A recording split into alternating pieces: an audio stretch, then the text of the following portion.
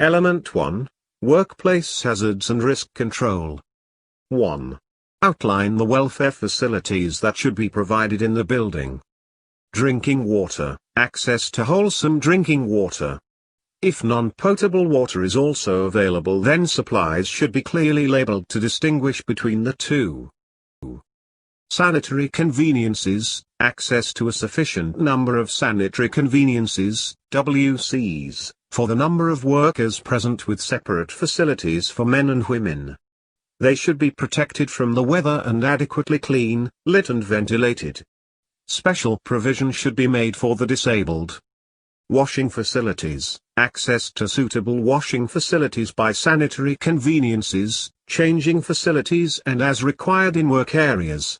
Showers may be necessary if the work is dirty, strenuous or involves potential contamination with hazardous substances.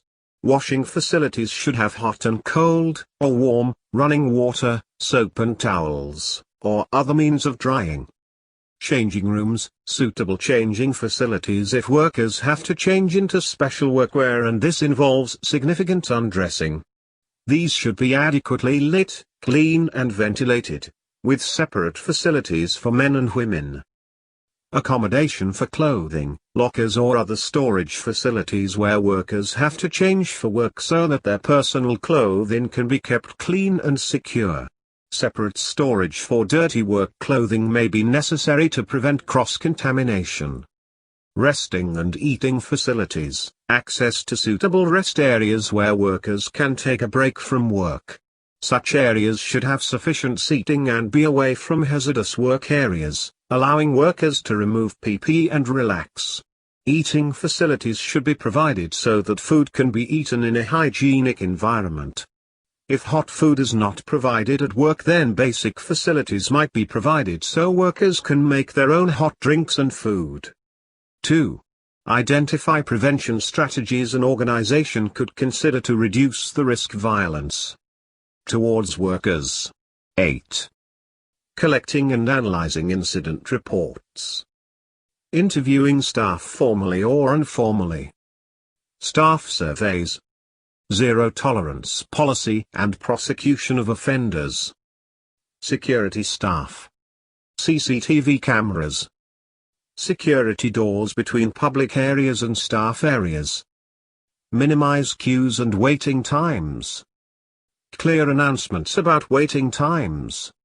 Training for staff, for example. Providing a good quality service. Diffusing aggression. Screens between staff and public. Panic alarms. Pleasant environment. Preventing violence to workers conducting home visits. No lone working or no lone working in certain high-risk areas. Keeping records of past incidents and vetting customers. Visit logging with supervisor. Pre- and post-visit telephone calls. Training for staff, for example. Lone working procedures. Breakaway techniques, self-defense. Always having a means of communication, for example mobile phone. No visits after dark. Parking in secure areas. Not carrying cash or valuables. 3. Identify the types of hazard that may cause slips or trips at work. Or, 4. Identify 4 hazards that can cause slip and trips. Smooth floor surfaces that are inherently slippery, for example polished marble, and wet because of spills or cleaning operations. Contamination of a floor with a slippery contaminant, for example fat or leaves. Frost and ice, for example outside pavements in winter or the floor in a freezer. Note that a person's footwear can make a big difference to how vulnerable they are to slipping on a floor. Uneven or loose floor surfaces, for example broken paving slab, poorly laid floor mat.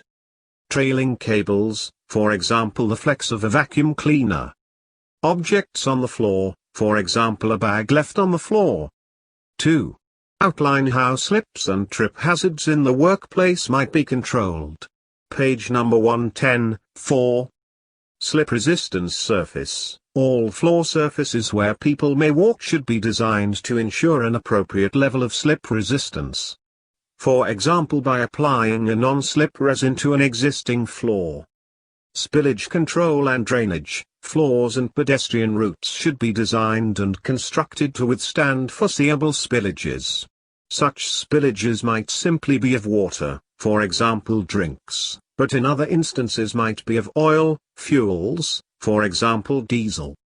Warning signs and boards. Clearly visible and easily understood signs and markings should be provided so that pedestrians, even those unfamiliar with the workplace, are made aware of hazards and what they must do to avoid them.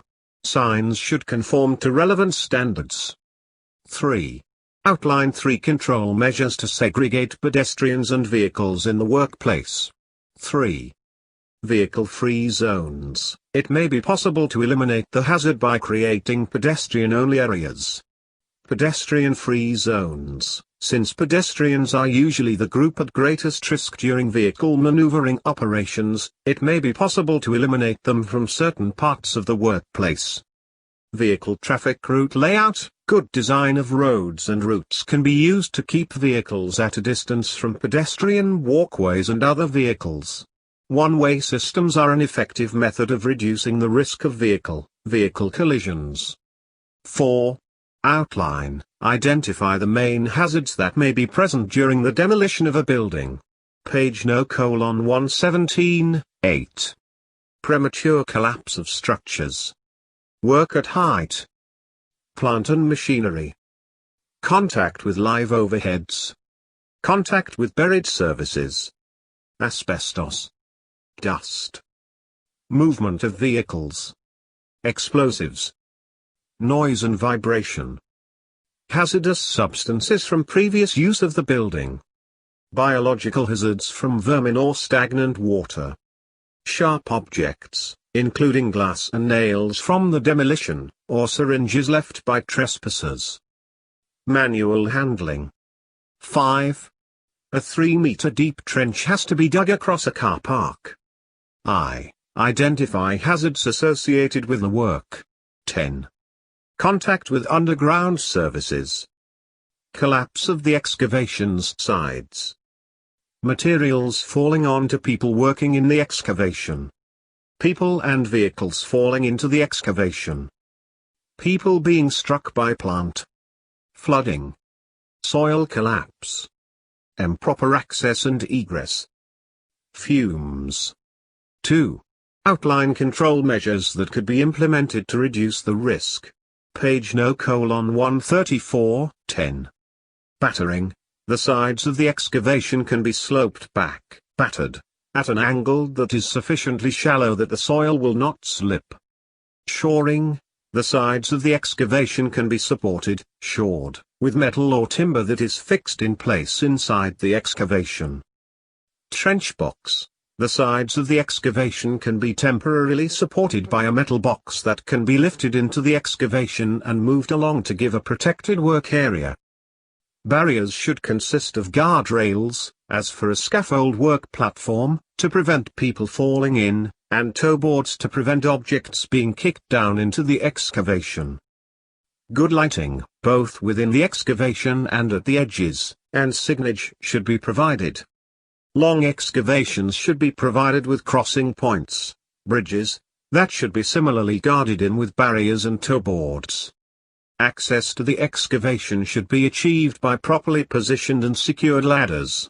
Ladders should extend 5 rungs above the edge of the excavation to give a secure stepping-off point. They should be routinely inspected. 1. Identify 8 safe working practices that should be considered to reduce the risk when using a mobile tower scaffold. 8. Guardrail fitted to the work platform. Tower must not be overloaded. Wheels should be locked when the tower is in use. Tower must be sited on firm, level ground. People and materials should not remain on the tower when it is moved. Care should be taken to avoid overheads when the tower is moved. Outriggers should be used where necessary to ensure stability. People should not climb up the outside of the tower. Tower must be built by trained workers. 2. Repair work is to be carried out on the roof of a school. Identify control measures to reduce the risks to roof workers. 6. Fragile roofs should be clearly signed. The safe working method for fragile roofs is usually by the use of roof ladders or crawling boards. These are laid across the roof surface, supported by the underlying load-bearing roof members, and distributes the load of the worker over a wide area, enabling the roof structure to sustain the load safely. Access equipment must be maintained correctly to ensure stability. This must be carried out by a competent person and is often subject to statutory requirements, for example inspection frequencies. Personal protective equipment, such as harnesses and helmets. Health condition of the individuals.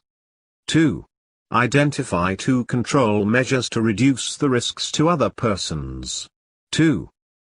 Construction sites almost always have a risk of falling objects, so they should be mandatory hard hat areas. Collective protection systems, such as safety nets and airbags. Warning signs. Barricade the area. 3. Identify why accidents may occur in staircase. 6. Poor lighting. Not using handrails.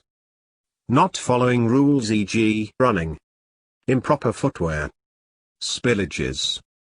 Insufficient treads and risers. Slippery surfaces.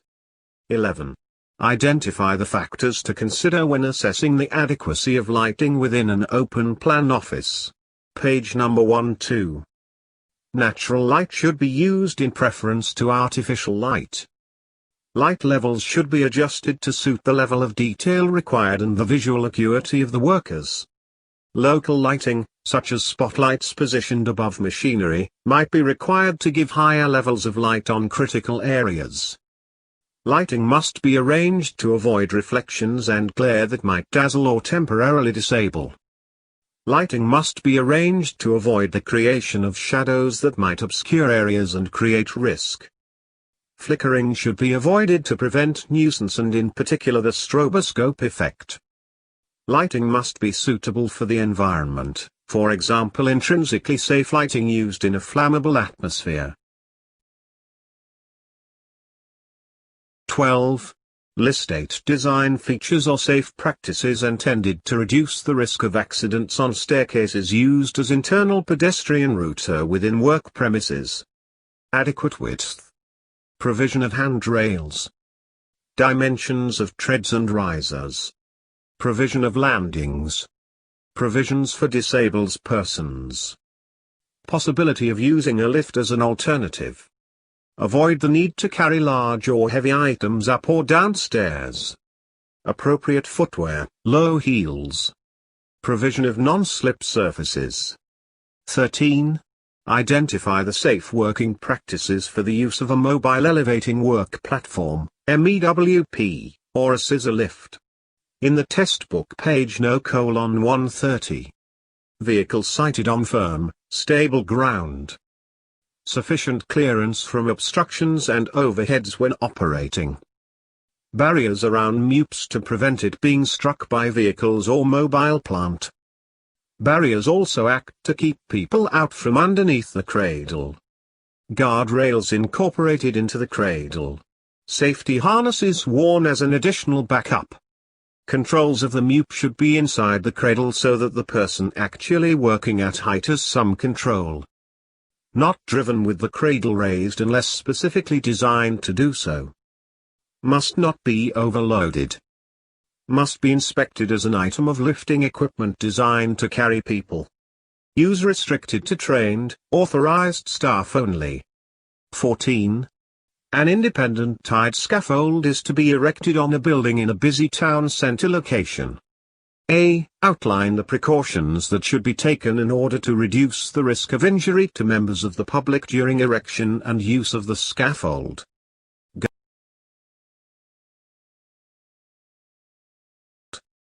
Guardrail fitted to the work platform. Tower must not be overloaded. Wheels should be locked when the tower is in use. Tower must be sited on firm, level ground. People and materials should not remain on the tower when it is moved. Care should be taken to avoid overheads when the tower is moved. Outriggers should be used where necessary to ensure stability. People should not climb up the outside of the tower. Tower must be built by trained workers. B. Outline the inspection requirements for an independent tied scaffold. When they are first erected. After any substantial alteration. After any event that may affect their stability, e.g. after being struck by a vehicle or after high winds. Periodically, typically weekly. Points to check would include condition of the tubes, especially standards. Tying and bracing. Condition of the work platform. Edge protection, guardrails, toe boards. 15. Workers who deal with the public may be subject to violent behavior. A. Give the meaning of work-related violence. Any incident in which a person is abused, threatened or assaulted in circumstances relating to their work. B. Identify reasons why a member of the public may behave violently towards a worker. Cash handling. Any work that involves the handling of quantities of cash or valuables puts workers at risk of violence associated with robbery. Loan working. Any loan working that takes the worker into urban areas or puts them in contact with members of the public at remote or private locations. Representing authority. Any work where the worker represents authority, such as police, traffic wardens, etc. Wearing a uniform. Uniforms are often seen as a symbol of authority, but even where they are not, workers may still be singled out for abuse. Dealing with people under stress. When people are under stress, they are less capable of handling their emotions and can lose control. Dealing with people under the influence of drugs and alcohol, or with mental health problems, when normal inhibitions on behavior have been affected. 14. The influence of drugs on workers in the workplace can have a significant effect on health and safety. A. Identify possible reasons why a person may be in possession of drugs in the workplace due to work pressure. Loneliness, work alone. Family influence. Regular habit. B. Outline control measures that an employer could take in order to reduce the misuse of drugs in the workplace. Page number 17. Rules restricting access to alcohol in the workplace or during working hours. Statutory legal requirements prohibiting workers from being under the influence of drugs and alcohol. Non-statutory requirements prohibiting workers from being under the influence of drugs and alcohol that have been set by the employer. Arrangements for any random drugs and alcohol testing those workers will be subject to. Arrangements for workers to have access to rehabilitation and treatment programs if they admit to having a problem. Disciplinary procedures for workers who refuse assistance, refuse to be tested, or who fail a test. Provision of information, instruction and training to workers, supervisors and managers. 15. Identify ways in which accidents may be prevented when using portable ladders as a means of access. Page number 126. Site on a solid, flat base so that the feet do not sink into the ground. Height should only be supported on the stiles, never on the rungs. Angle of the ladder should ideally be 75 degrees to the horizontal or at a ratio of 1 to 4. Distance away from the wall to height, 1 out, 4 up. Top of the ladder must rest against a solid support. Ideally the ladder should be secured at the top. Middle. Do not sight or handle near live overheads. If this is not possible, then guy ropes should be attached and secured to firm supports. If this is not possible, ladder should be footed by someone standing on the bottom rung. Top of the ladder should extend far enough above the level of the working position or the platform onto which it provides access to provide a safe handhold. The stepping off point should be safe and clear.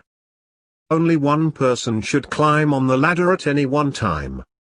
Nothing should be carried in the hands while climbing, so that both hands are free to grasp the stiles. Wooden ladders should not be painted as this can hide defects.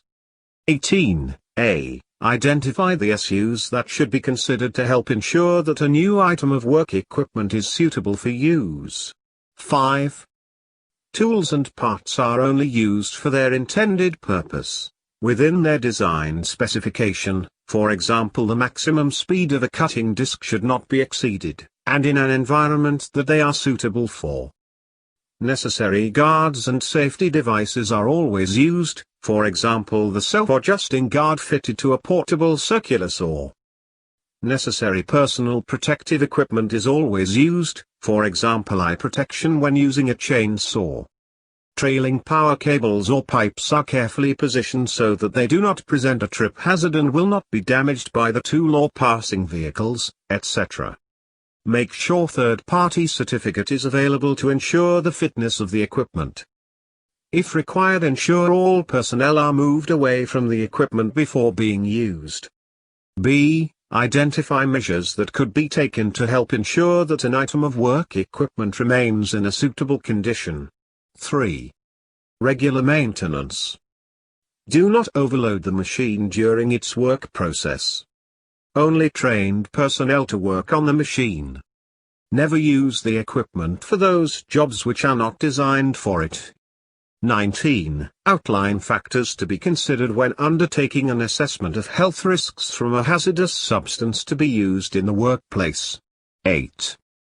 The hazardous nature of the substance present, is it toxic, corrosive, carcinogenic, etc. The potential ill health effects. Will the substance cause minor ill health or very serious disease, and will these result from short-term or long-term exposure? The physical forms that the substance takes in the workplace. Is it a solid, liquid, vapor, dust, fume, etc.? The routes of entry the substance can take in order to cause harm. Is it harmful by inhalation, ingestion, skin absorption, etc.? The quantity of the hazardous substance present in the workplace, including the total quantities stored and the quantities in use or created at any one time. The concentration of the substance, if stored or used neat or diluted, and the concentration in the air if airborne. The number of people potentially exposed and any vulnerable groups or individuals, such as pregnant women or the infirm. The frequency of exposure, will people be exposed once a week, once a day or continuously? The duration of exposure, will exposure be very brief, last for several hours or last all day? The control measures that are already in place, such as ventilation systems and PPE.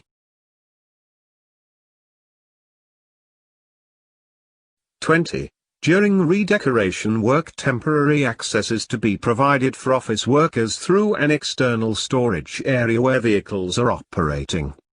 Outline the control measures to reduce the risk of injury to the office workers when using this temporary access. 8. Make sure that adequate warning signs are posted on the site. Training to be given to all employees with regards to the temporary arrangement. Banksman to be provided on the crossing areas. If possible, one-way system to be implemented.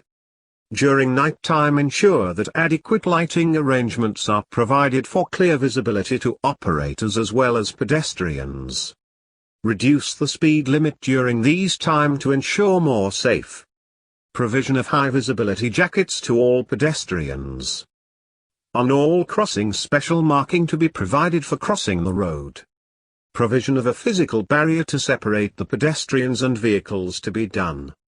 21. Outline the hazards associated with the use of a materials hoist on a construction site.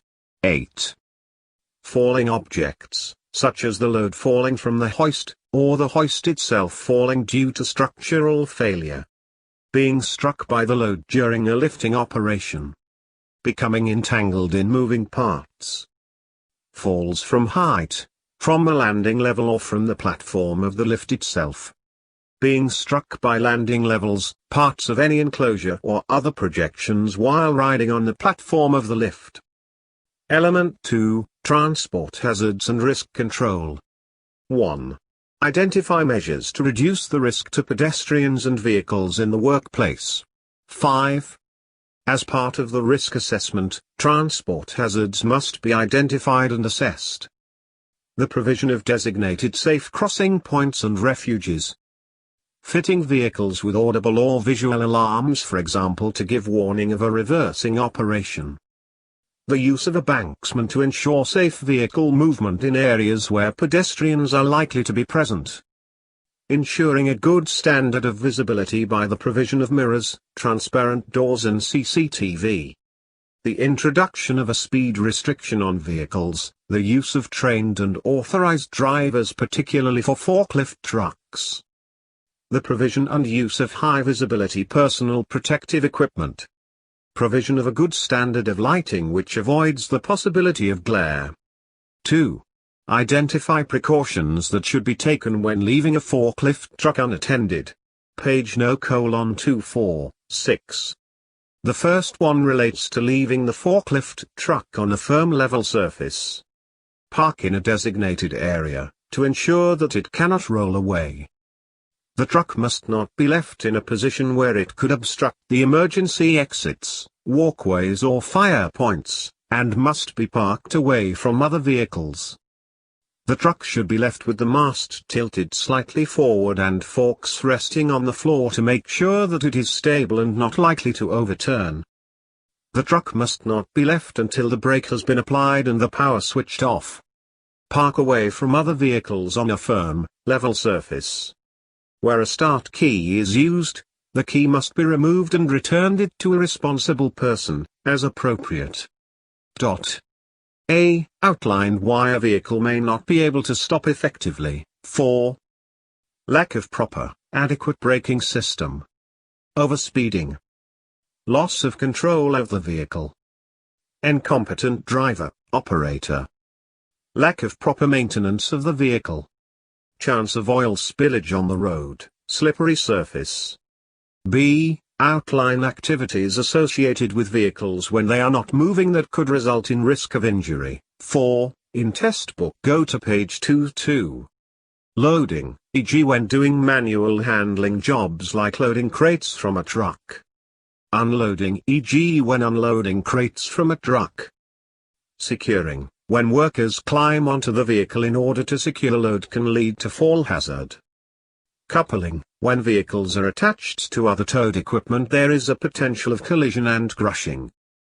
Maintenance work, while doing maintenance work either on top or underneath the vehicle.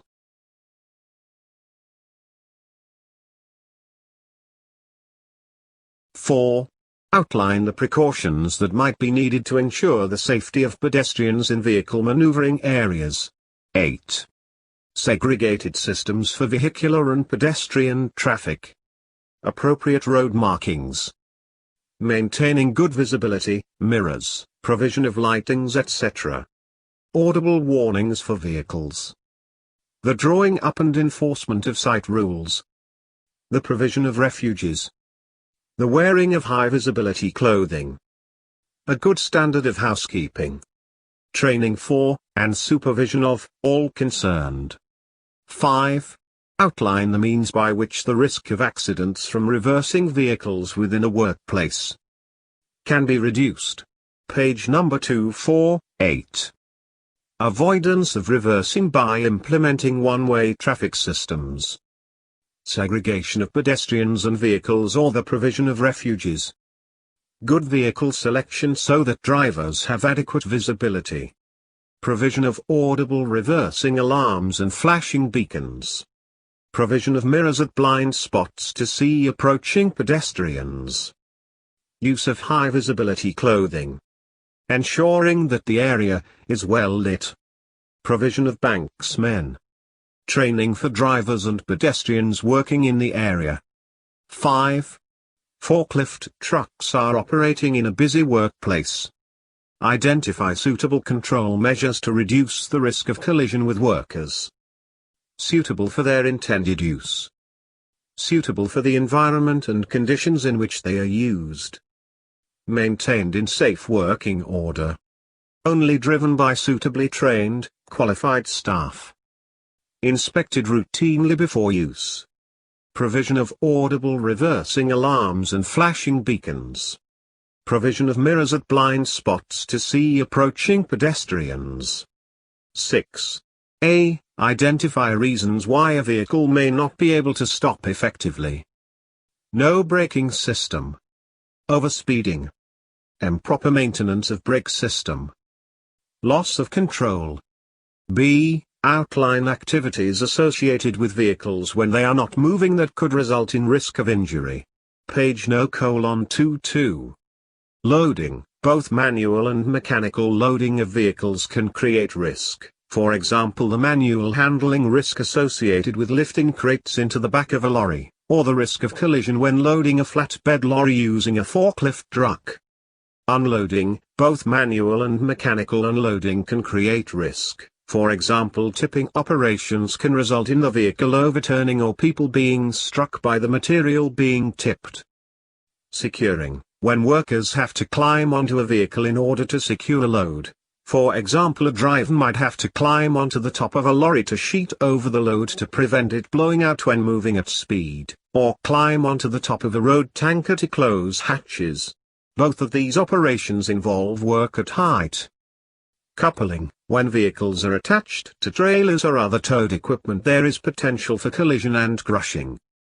Maintenance work. When mechanics have to access various parts of the vehicle and may have to work at height or under the vehicle. 8. Mobile tower scaffolds should be used on stable, level ground. Outline additional factors that should be considered for the use of a mobile tower scaffold. 8. Never overload the mobile tower scaffold during work. Ensure that outriggers are utilized at all times. All the mobile tower should have guardrails fitted. Ensure the wheels are chopped before allowing any personnel to work on board. Only competent and trained personnel to erect the tower. Do not allow anybody to work on top while we move the mobile tower scaffold.